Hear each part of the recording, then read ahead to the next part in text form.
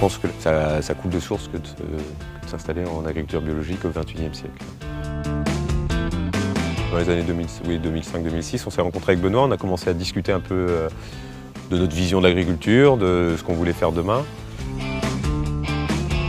Au fil de l'eau, la discussion s'est avancée et quelques années plus tard, en fait, on a monté un projet ensemble.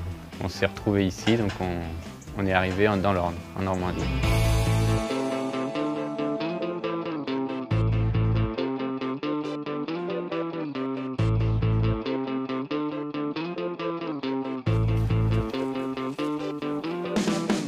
Donc aujourd'hui, l'exploitation de la métairie, c'est 97 hectares. La totalité est utilisée pour le pâturage des bêtes. On a la chance d'avoir une accessibilité qui est extrêmement bonne. On a 70 hectares sans traverser une route, ce qui facilite notre travail de tous les jours.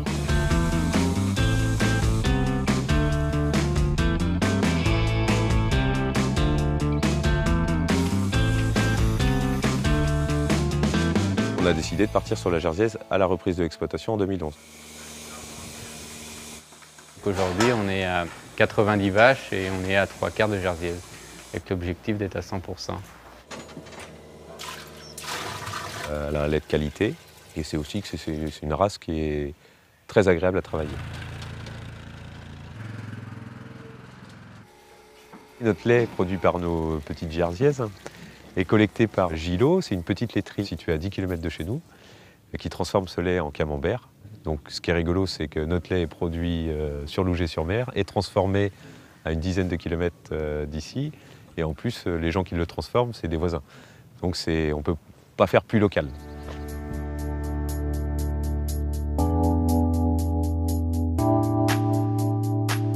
C'est une race qu'elle vend en poupe.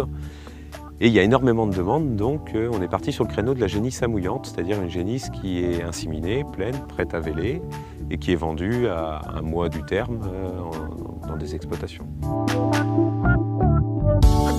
La vente de génisse, en fait, c'est intéressant pour nous parce qu'on n'a pas besoin d'aller s'agrandir en terre pour aller faire des cultures ou autre. C'est aussi un moyen de développer économiquement l'exploitation, ce qui nous permet aujourd'hui d'avoir un salarié à mi-temps.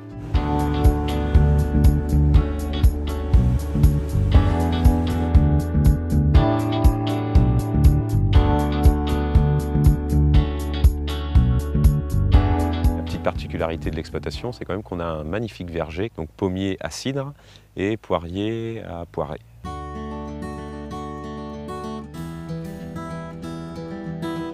On a des caractères différents l'un de l'autre. Donc lui c'est quelqu'un plutôt d'impulsif, moi plutôt posé. Donc par moment, il y en a un qui rattrape l'autre ou l'autre rattrape à l'inverse. Et du coup, on arrive à se compléter pour avancer dans la vie de tous les jours. C'est comme un couple, il y a toujours des moments où il y a des étincelles, mais on en discute et on avance.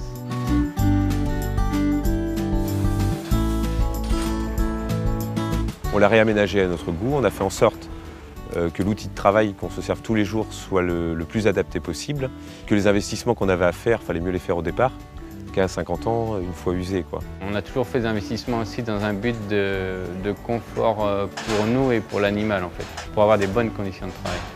En même temps, c'est parce qu'aussi ça nous fait kiffer de pousser un peu la technique. C'est prise de tête d'un côté, c'est chronophage, mais en même temps, il y a des résultats. Tous ces petits détails additionnés font qu'on arrive à être dans des bonnes performances et qui fait qu'aujourd'hui, on arrive à dégager un bon revenu pour nous et vivre de notre métier.